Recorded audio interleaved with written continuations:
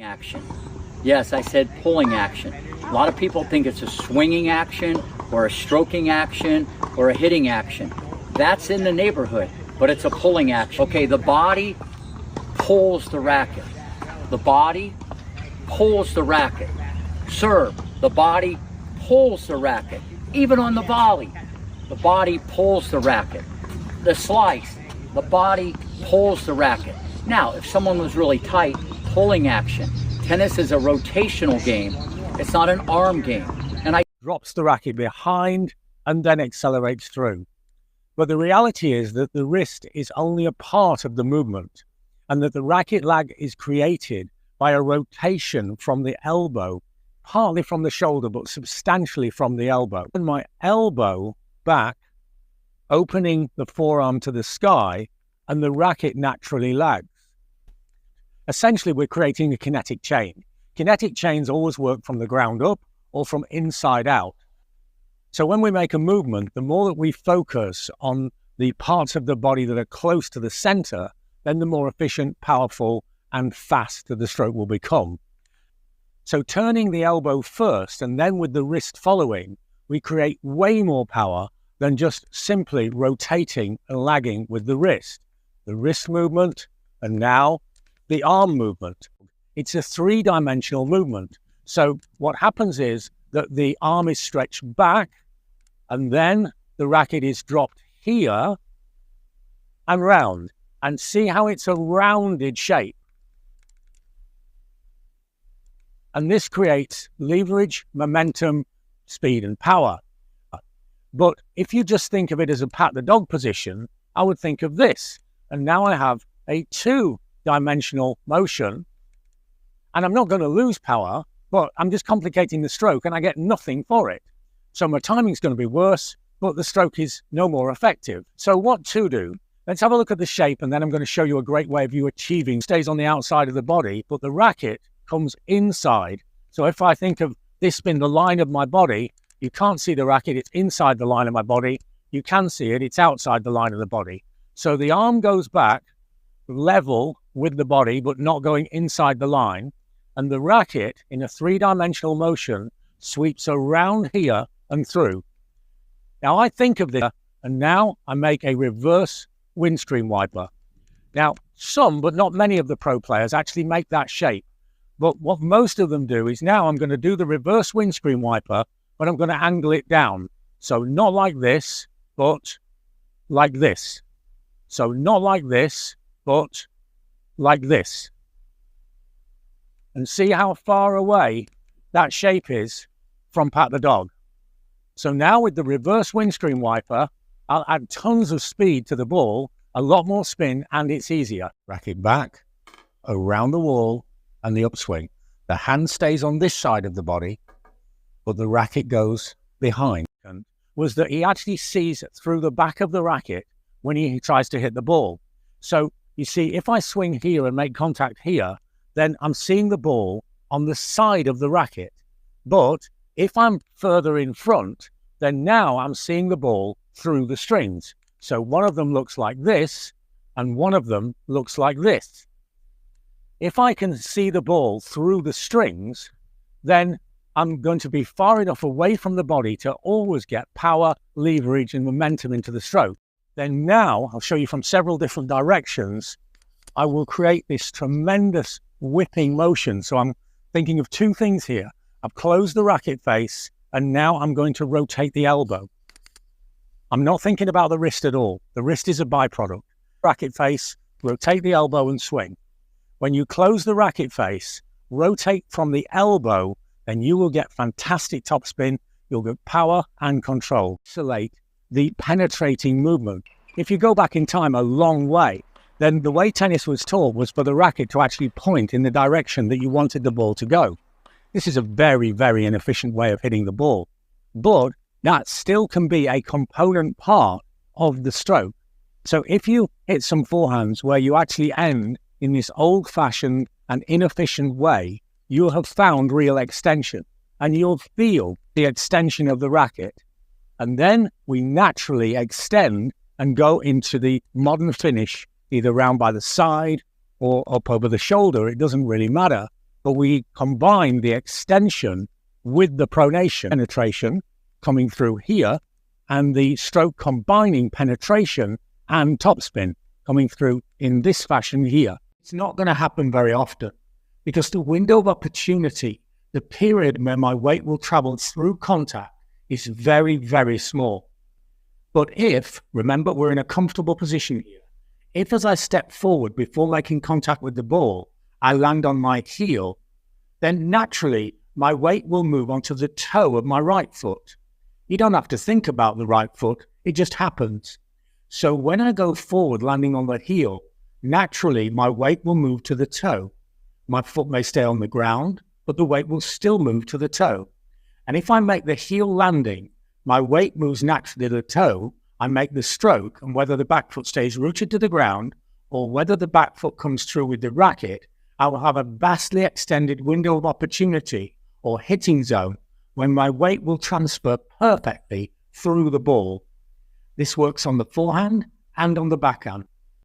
So I turn here, I turn, I stop, and the racket accelerates past the body, and it speeds the racket up because the slowing down or stop of the torso means that the racket is actually thrown away and accelerates quickly through the ball. This rotation, and now with the stop, and I can feel more whip, more speed, and more acceleration of the racket.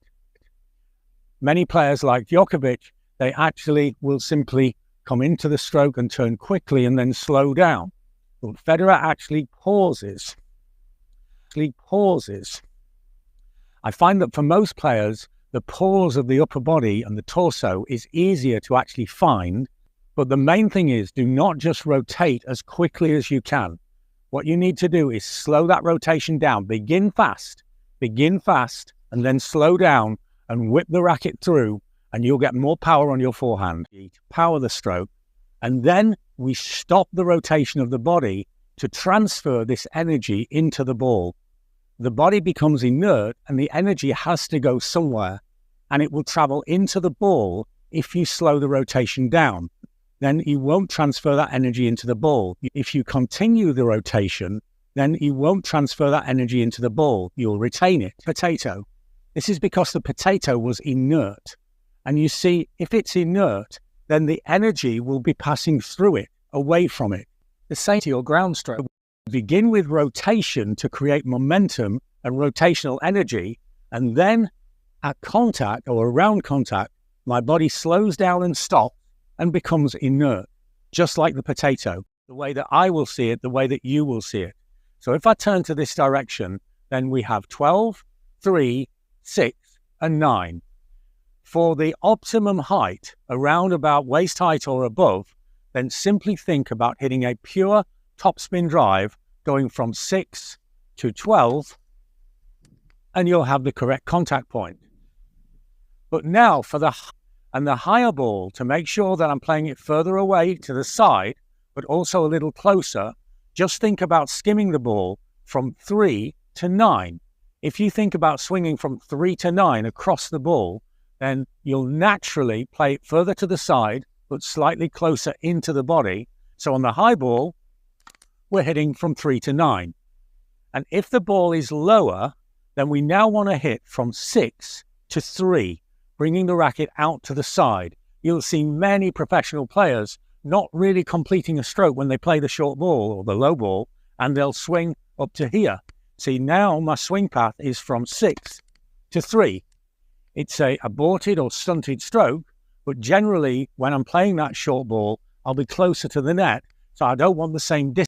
And the handle begins below my hand, and now I make the stroke, and the handle finishes above my hand, then for sure I've made pronation, the racket being above and below.